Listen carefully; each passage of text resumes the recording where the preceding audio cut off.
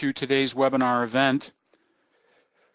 My name is Joshua. Hopefully everyone can hear me okay. It's promptly noon Eastern Time. We're here to talk about some payroll reports today.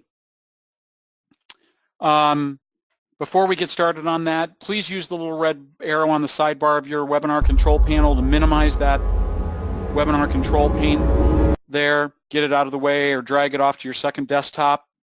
Gets it out of the way so you can see more of what we're showing you on the screen here. If you have questions, please type those into the questions portion of the webinar control panel there. I'll do my best to keep an eye on those and try to get those answered for folks. Keeping an eye on it. It is just me here today, folks, so if I can't get the questions answered during the event, I'll certainly be happy to stick around and answer those. It's not a terribly long topic today. We probably won't even go the full 20 minutes. It's three pretty powerful but important but basic payroll reports here. The topic is being taken from our P103 workbook.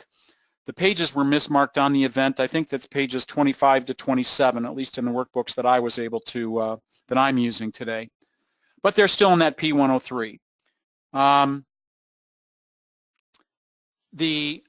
Please keep the questions topical, so on the reports at hand, typically if you have other questions, there may be another event, if it's on a different, topic, there may be another payroll or webinar coming up. Of course, our support staff, myself included, are simply a phone call away.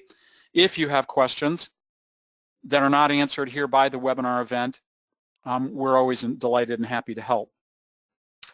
I'm going to apologize in advance, folks. I picked up a cold over the weekend, so you might hear me, sneezing or sniffling or something.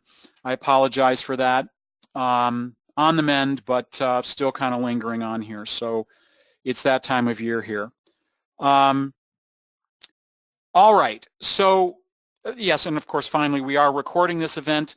This will be up and available on the support center of our website here in the next week or 10 days or so you can revisit that if you wish. All right, so we're in Church Windows Payroll. Our payroll version is 2018 SR3 right here. If you do not have that version or that service release installed, please go to our website and install it. If you don't have SR3 installed, you do not have the new 2018-941 form installed or in your payroll, you're still running the 2017 form. If you have questions or problems with it, please give us a holler. Okay, give our support staff a call. When we go to reports, there are a number of payroll reports here. Of course, tax reports, which we're going to be doing some webinars on, end of year stuff and payroll reports here in the next month or two. But we're here to talk about our pay period earnings and pay period deductions reports. Okay. So the pay period earnings report is is a report that you can use to review employee earnings for a given period of time. Okay. So when we click on pay period earnings, it asks us, who do we want to run the report for? You can choose to run it for a specific employee or employees, select employees, or in this case, we're just going to run it for everybody. If you wish to run it for contractors, you would have to run the report, for the contractors separately. But we're going to leave it as employees. If I go to specific employee, it does allow me to choose specific employees, but in this case, we're going to run it for everybody. Then when we go to next, it asks us to enter the pay date, pay periods from and to. You can enter also a specific pay date if you wish. So if you've got one particular pay date, you can run that. In this case, for the purposes of our class, we're going to run it for, say, the month of February. I believe there were 28 days this year in February. It was not a leap year. And once we've entered our pay periods from and to, you have to enter it under both. We go to next. And now notice here, it offers us two different pay period detail report types, our taxable earnings report and our pay type earnings report. Okay. Basically, they are literally as described.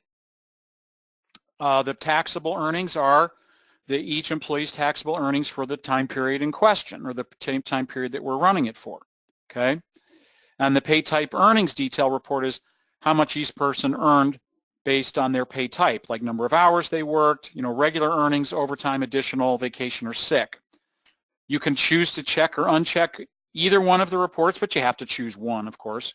Can't run it for none of them. There's no such thing as non-report here. It's going to be either taxable earnings or pay type earnings reports. We're going to look at both. Then we go to next, and we've got our, up at the very top here, let me get my highlighter out. We've got one of two pages, so we're only looking at the first of two reports here. So let me maximize that, get rid of our drawings here, zoom in a little bit on this.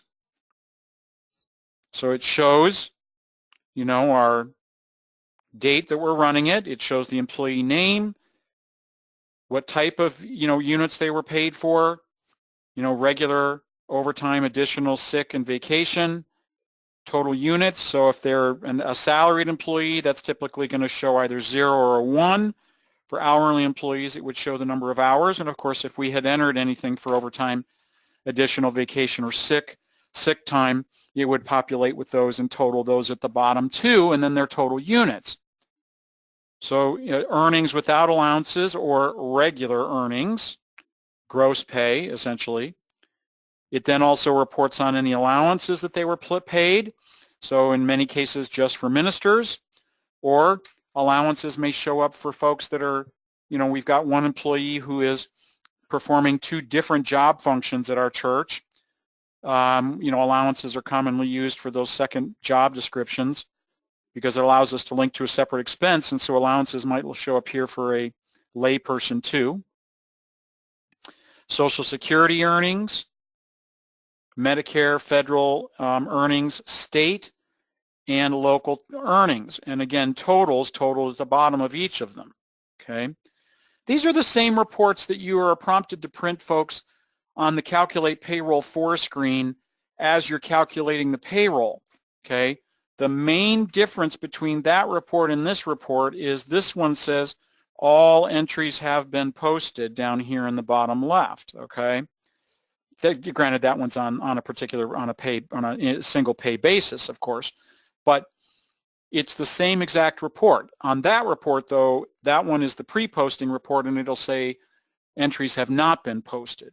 Okay, so frankly, I think this is the better report because they're posted and it's confirming that they are. When I click my little down arrow there at the top,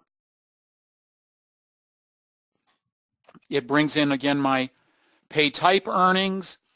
So again, it shows number of hours that they worked in each one of the particular categories, total units, how much regular, how much overtime, additional, vacation, or sick time allowances, because again, deductions aren't monies that are added to pay, they're deducted from pay, so allowances are monies that are paid above and beyond that, and then their total earnings.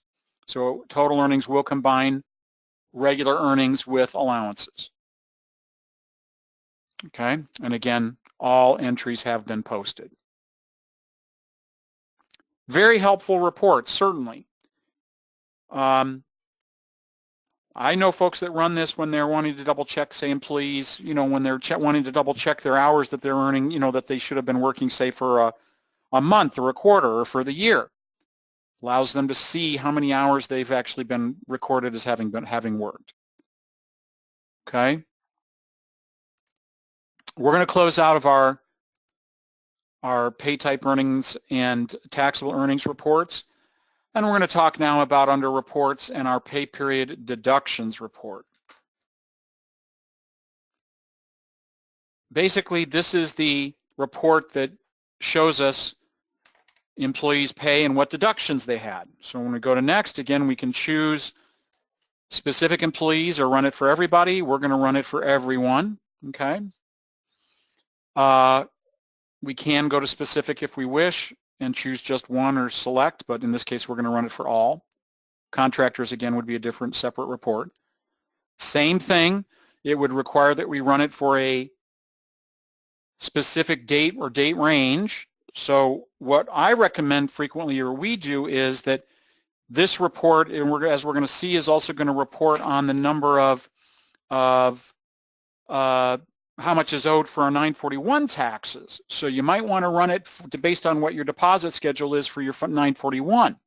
Okay, so if again we do February 1st through February 28th, say the month of February, if your deposit schedule is, say, semi-weekly, you may want to run one report for the 1st through the 15th and another one through the 16th and the final day of the month to see what those totals are. Okay, so then when we go to next, it then opens up our pay period deductions report, and again it lists our employees, their gross pay, Social Security, Medicare withholding amounts for lay staff, any federal income tax, state or local tax, gross pay less taxes, all of the deductions that the employee has on their record with the amounts, and their net pay. Okay, so again, if you're paying your folks on a monthly basis, then that would be whatever their pay is for the month. But in this case, our employees are paid twice a month. This is their total net pay for 2 pays over the month. Okay, and it does total all of those right here.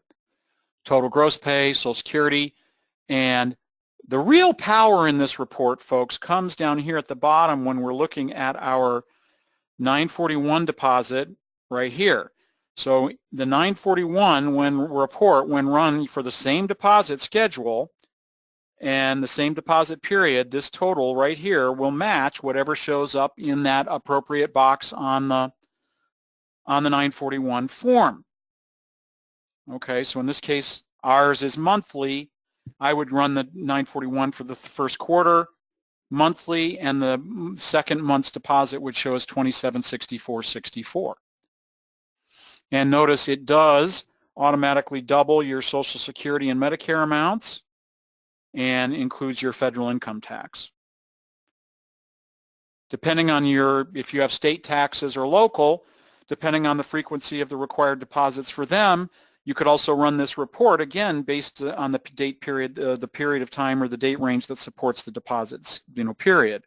So if your, local or state taxes are deposited quarterly, you might want to run this report for a 3-month period, first quarter, second quarter, third quarter, to see what those state or local deposit totals are, okay? Also, down here, it does also show what our local tax breakdown is here in the bottom left too. So in this case, like, if you've got multiple employees living in different, local areas and they have different municipalities that you're paying, it will show you each one of them and how much was deducted during the period, or withheld. Sorry, I should say withheld. Okay. This is a really important report. You can run the 941 for the appropriate period, or you can run the pay period deductions report for the same deposit schedule, and the 941 should match up to the penny. Okay. I use the pay period deductions report when running my 941 to determine my deposit totals all the time. I will use the 941 as well, but there's no need to. If all you're wanting to do is determine what your deposit total is for 1 month, don't need to run the form. You can just use this report to do that. All right, folks, that's our topic for the day.